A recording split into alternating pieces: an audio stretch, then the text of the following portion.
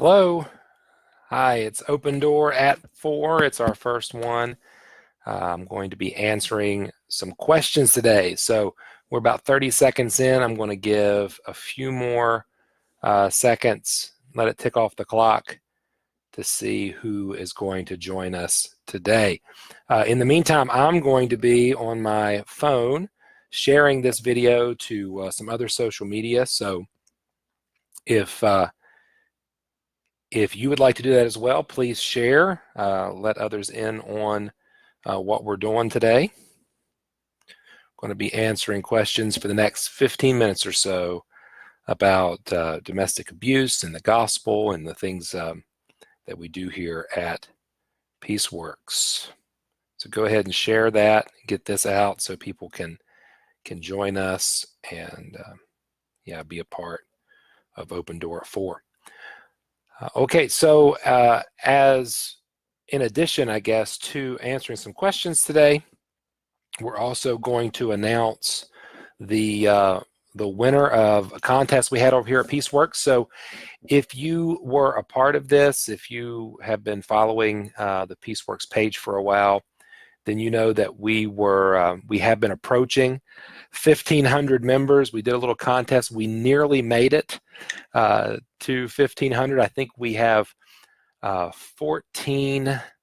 just over 1,400 likes on the PeaceWorks page and about 1,450 follows on the PeaceWorks page. And so we decided to go ahead and do the drawing for that contest. So if you liked and shared the page during that time period, you were entered in a random drawing for an opportunity to be part of PeaceWorks University. So PeaceWorks University is our online membership site. And every month we do something just like this, only longer for the members. And so PeaceWorks University, you can find out more at chrismoles.org. In addition to our live monthly Q&A, which is an hour long, we have a monthly masterclass where I interview and talk to an expert in domestic violence prevention. We have a monthly toolbox item that you can use in counseling and care. We have a monthly course, the Heart of Domestic Abuse online course. Class drops every month, as well as our private online Facebook group where you can interact with the community. It's actually a great opportunity, and we'll be announcing that winner at the end of today's Open Door at 4. So I see a few folks are tuned in. I'll go ahead and get started with the questions that we have, and then of course this will be archived here for anybody to come back and view. And so let's jump right into the questions that I have. I have a few that have been sent to us for today's first Open Door at 4. So the first question is regarding church confrontation. And so if you're new to PeaceWorks, or this is going to be the first time that you're interacting with our material, my primary work has been in domestic violence intervention, that is working with perpetrators. So this question addresses that. The questioner says, when should churches confront an abuser and begin the church discipline process? My pastors, this has got some personal information to it. So my pastors do not want to confront the perpetrator until he has completed his 40-hour court-ordered BIP, despite the fact that he's showing no signs of change. So there's a lot going on here in the question. So if you're tuning in or watching later, let me give you some info about what's happening in the question. A BIP is a acronym for Batterer Intervention and Prevention Program. It would be a domestic violence intervention program, and the questioner is saying that this individual has been court ordered, so more than likely they have a criminal offense against them, or they have it's a condition of a civil order. So at some point in this individual's life, the governing authorities, from the church perspective, a Romans 13 partner, so either law enforcement and the courts or some form of civil court has been involved. And so the question says, when should the church confront? And then also, the question is about beginning the church discipline process. Now, this is a great question because I have been really interacting a great deal lately with churches, and one area of concern that I've had about church discipline is how it's being handled and how it's being viewed. And this question really hits at that. So I just want to throw a challenge to the questioner that I believe church discipline has already begun. And I think this is kind of the give and take that I'm trying to have with churches, and some of the frustration that I've been having is, according to the question, the church leadership is waiting to begin church discipline after this individual completes a court-ordered process. I would say, according to Matthew chapter 18, church discipline began when this individual's partner confronted them. So, for instance, I'm assuming, and maybe it's a wrong assumption, the assumption I have is that this individual's partner, his wife, has already informed him that she does not want to be abused in some way or another. And when she said, ouch, if they both claim to be believers, then that's the point when church discipline began, according to Matthew 18. And now she has appealed to help to both the church and to the state. And so I actually would struggle with the idea of waiting for him to complete a state-sanctioned program before beginning church discipline. In my mind, we're already at least to stage 2, possibly stage 3 of the Matthew 18 process, and this court-ordered program should be part of the conditions. So I don't know if this is hopefully this will make some sense. As an elder, I think my thought would be, she's confronted him. Now we have all been informed and have confronted him, and he remains unrepentant, according to this questioner. And now the courts have sanctioned him to a point of assigning him a 40-week program. So I think the courts have given us a gift of 40 weeks to complete church discipline. So my concern would be that, why are we waiting to start church discipline? It seems to me like we're well on our way through church discipline. And then also the idea of a 40-week course, because I teach these courses. I actually teach something very similar, co-lead very similar courses. This is not that hard, especially if the church is saying, okay, we'll see where you are after the 40 weeks. Well, anybody can do just about anything for 40 weeks. So I would want the BIP process to be part of my church discipline, not the prerequisite to my church discipline, if that makes sense.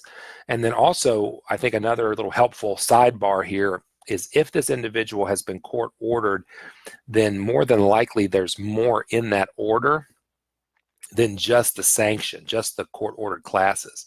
So I think it would be important for the pastors and elders and caregivers to have a copy of that order. He should have a copy. If not, it should be public record.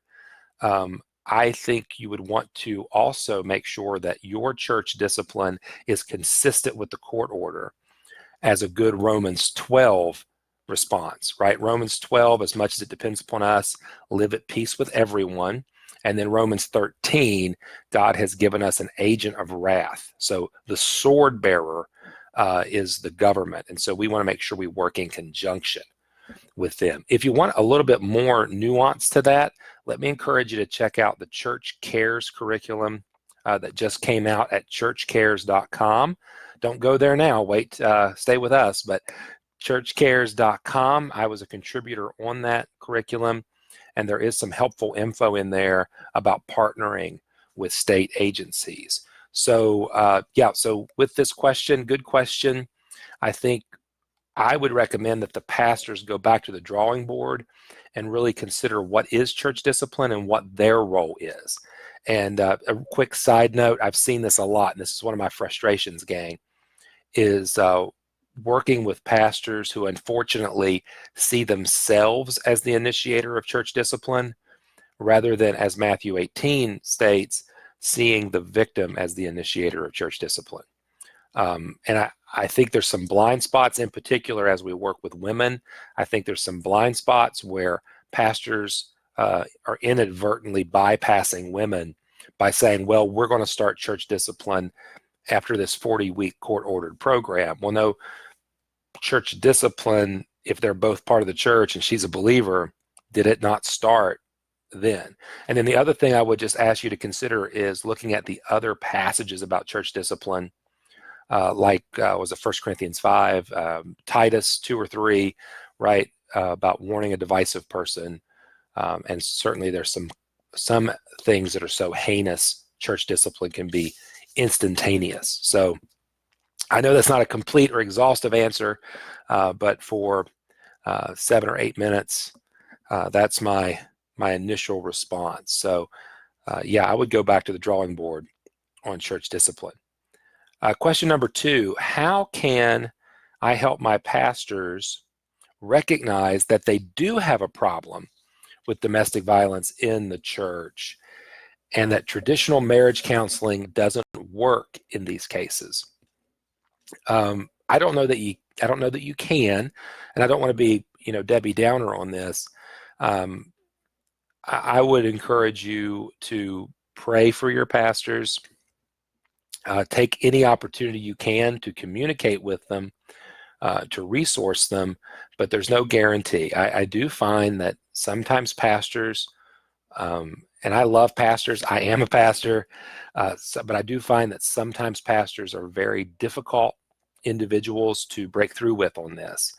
And we do what we know, right? And we don't know what we don't know. And I find that a lot of pastors are comfortable with marriage counseling. They know marriage. They're very consistent and they're very skilled in marriage. They understand it. But this is not a marriage problem. And so from an educational standpoint, I think that's the biggest change or biggest shift of paradigm that needs to happen within the pastor's thinking, is realizing that abuse in the context of a marriage is not a marriage problem, because it's not mutual. It's one person using power to control another. How can we? I'm not sure we're going to be able to convince our pastors, but I would begin with prayer, because that's the first work. And then secondly, looking for opportunities to educate and to communicate. And you can be a resource for your pastor. I do want to challenge anybody who's going to be talking to their pastor to view it as a conversation with somebody you love, not a confrontation of someone who's let you down. And here's what I mean by that. Pastors have people coming at them sometimes in pretty aggressive ways. I know a lot of pastors shut down pretty quick. I'm not saying that it's right. I'm just saying that the old adage is you win a lot more with honey than vinegar. So I would say be prayed up, be very loving and caring. You want to help your pastor. And I would say that you are correct that your pastors are probably deficient in this area, because most people are deficient in this area. There's a huge learning curve. And if you're going to be part of that process, then I would begin with communication and then education.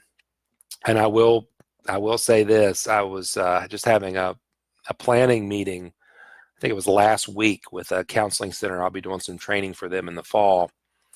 And it's going to be a domestic violence specific event. And we were just talking about anything that they needed to know.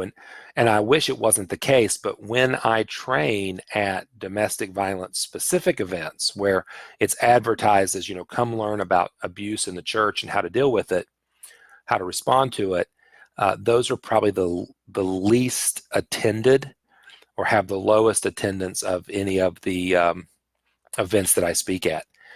It is a hard sell to, one, convince your pastor that there's a problem in their church, and two, to promote a different paradigm of thinking or confronting. And certainly the questioner is right. This is not a marriage problem. If you want to learn more about that, I would encourage you to head on over to our website, chrismoles.org, and you can learn more about that through our blog, through the podcast, the PeaceWorks podcast, and then any of the free material that I have. Certainly, if your pastor is willing to read, you could buy them a book, such as the book that I've written, The Heart of Domestic Abuse. I think speaks very well to pastors, or you could connect them to some of our resources. Last question for today.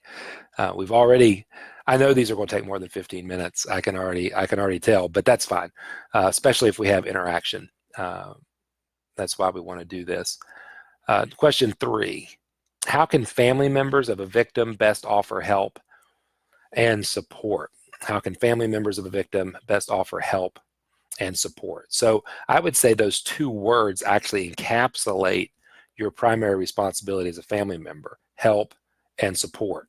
So we tend to tell our students in PeaceWorks University and in other places in which we train that victims, our primary responsibility to victims is support.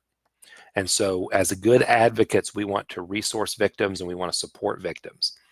And so I think the same stands true for family members. So the first thing I would really encourage you to do is to evaluate whether or not you're enabling the abuse in any way by colluding with the abuser.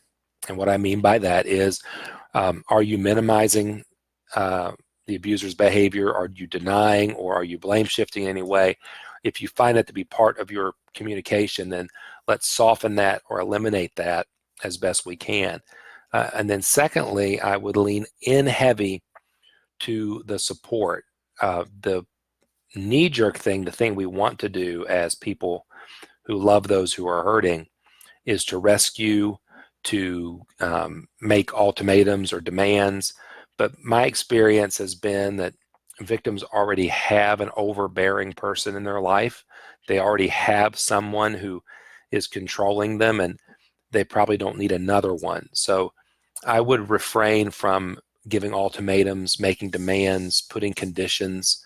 I would focus instead on aspects of support. And then, of course, on the rescue side, victims who are within the family of faith, they already have a Savior too. His name is Jesus. So they don't need another Savior. What they need is somebody to stand with them and stand by them.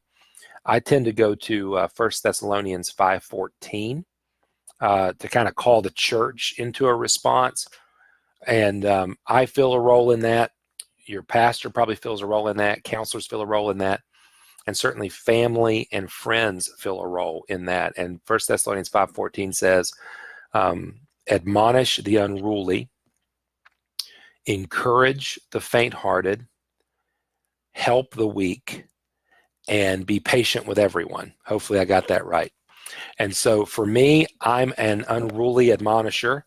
I have a very unique role in the church, that is to confront the unruly, nutheteo, to confront with truth, right? Then there are those in our community that are called to encourage the discouraged, which is a role of an advocate or a good counselor as well, or a pastor.